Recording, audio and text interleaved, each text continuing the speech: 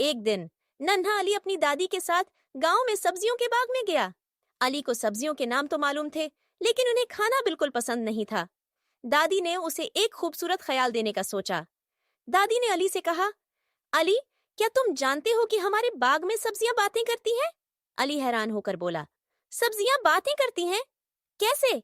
दादी मुस्कुराते हुए बोले, अगर तुम उन्हें गौर से देखो और उनके साथ बात करो, तो वो तुम्हें अपनी जादुई ताकतें बताएंगी। अली ने अपने इर्द-गिर्द देखा और कहा, तो ये गाजर, मूली और पालक बातें करती हैं। सबसे पहले गाजर बोली, जी हाँ अली, मैं तुम्हारे लिए बहुत मुफीद हूँ। मैं तुम्हारी आंखों को ताकतूर बनाती हूँ ताकि तुम साफ और दूर तक देख सको। क्या तुम्हें ये पसंद नहीं? अली हैरान हुआ और कहा, वाह, मैं तो चाहता हूँ कि मेरी आंखें मजबूत हों। फिर मूली बोली, अली, मैं तुम्हारे जिस्म को ताकतवर बनाती हूँ और तुम्हें सर्दियों से बचाती हूँ ताकि तुम बीमार ना हो। क्या तुम्हें नहीं चाहिए कि तुम हमेशा तंदुरुस्त रहो? अली खुश होकर बोला, हाँ, मुझे बीमार नहीं होना चाहिए।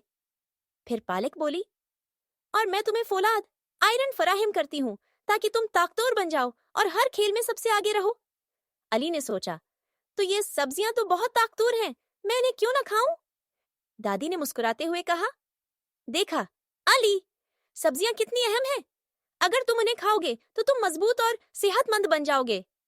इस दिन के बाद अली ने सब्जियां खाना शुरू कर दिया और वो रोजाना अपने जादुई सब्जियों के बाग में जाकर इनसे बातें भी करता था।